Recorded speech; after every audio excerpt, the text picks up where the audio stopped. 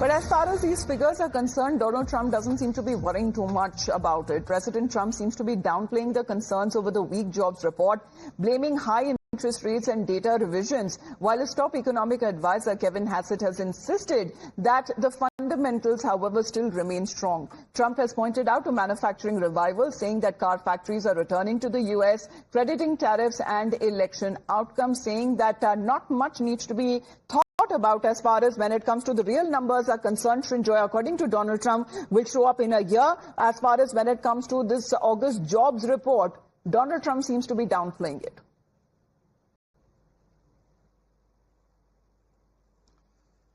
Donald Trump, the U.S. president, is saying the real numbers will come up in a year.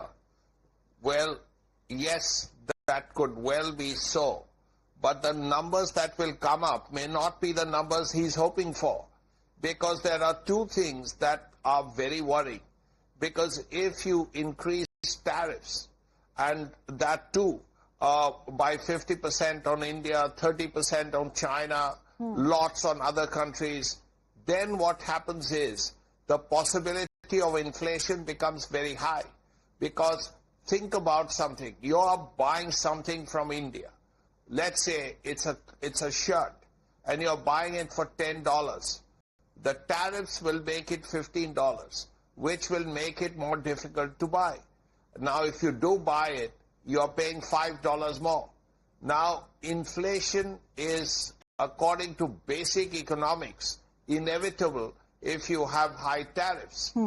Then, if people stop buying products, or if they reduce buying products, then there is the possibility of a deceleration of the economy.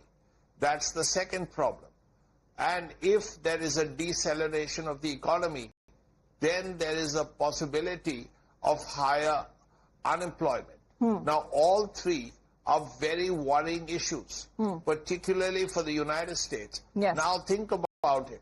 The Americans import probably $450 billion worth of goods from China. So apart from the promises that seems to be he's been making ever since coming back to office for the second time, however, this development is something can the United States is in a position to ignore? Because as far as the unemployment rate is concerned, it has gone up to nearly 4.3%. This is a concern. However, Donald Trump seems to be dismissing. Thank you very much, Srinjoy. We'll come back to you. More developments lined up on the other side of a very short break.